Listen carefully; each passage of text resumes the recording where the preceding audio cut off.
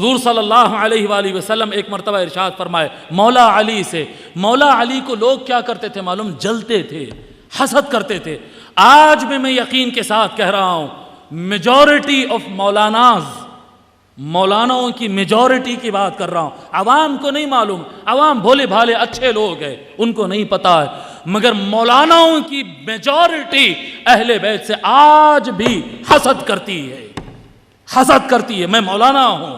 میں مولوی ہوں، باضابطہ ایک مدرسے سے سند لے کر نکلا ہوں، مجھے پتا ہے میجورٹی اہل بیت کے مقام بتانے کھنچتے ہیں، پیچھے ہٹتے ہیں، ڈرتے ہیں، اہل بیت کی عظمت بتانے کے لیے کھنچتے ہیں۔ اس زمانے میں بھی، حضور صلی اللہ علیہ وآلہ وسلم کے زمانے میں بھی بہت سارے لوگ کلمہ پڑھنے والے، رسول اللہ کے پیچھے نمازیں پڑھنے والے مولا علی سے حسد کرتے، تو کئی مرتبہ مولا علی کا دل رنجیدہ ہو جاتا، دل میں غم آ جاتا ہے، تکلیف ہوتی۔ عباس سناتے تھے آ کے، حضور کے چچا بولتے تھے لوگ ایسا کر رہے ہیں، لوگ ایسا کر رہے ہیں، جل رہے ہیں، حسد کر رہے ہیں، غلط نظروں سے دیکھ رہے ہیں، گرا کے دیکھ رہے ہیں، جلتے ہم سے لوگ۔ مولا علی نہیں کہتے تھے، لیکن مولا علی کا دل بھی بیٹھتا تھا،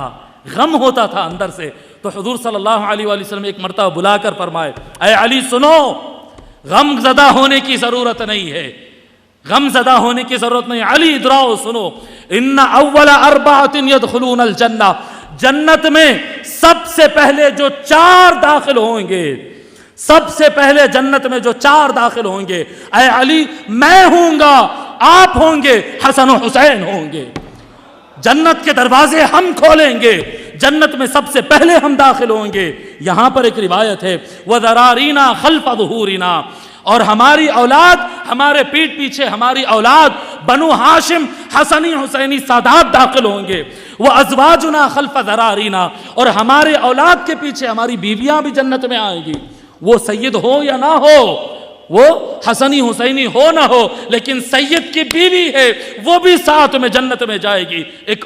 روایت ہے، یہ روایت سے ہٹ کر حضور صلی اللہ علیہ وسلم سے جب یہ فرمائے، مولا علی سوال کرے فَمُحِبُّونَا یا رسول اللہ، یا رسول اللہ دنیا میں جو ہم سے محبت کرتے ہیں ان کا کیا ہوگا؟ حضور صلی اللہ علیہ وسلم ارشاد فرمائے علی فکر مت کرو، وَشِيعَتُنَا عَنْ أَيْمَانِنَا وَعَنْ شَمَائِلِنَا۔ المعجم الکبیر امام طبرانی، ابن